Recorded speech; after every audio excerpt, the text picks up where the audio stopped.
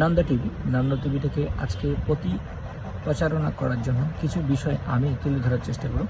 যেমন আজকে ISKCON society সেটা সারা পৃথিবী কীভাবে হরিনাম করছেন, শুধু ভারতবর্ষ নয়, বিভিন্ন দেশে এই হরিনাম সংকীর্তন হচ্ছে।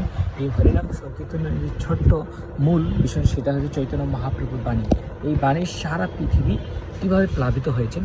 তো ছোট্ট একটা ক্লিপ দেখানোর চেষ্টা করবো যে কীভাবে প্রতিটা দেশ, সারা পৃথিবী এই হরিনাম সংকীর্তন বা কীর্তন মেলা প্রসারিত হচ্ছে।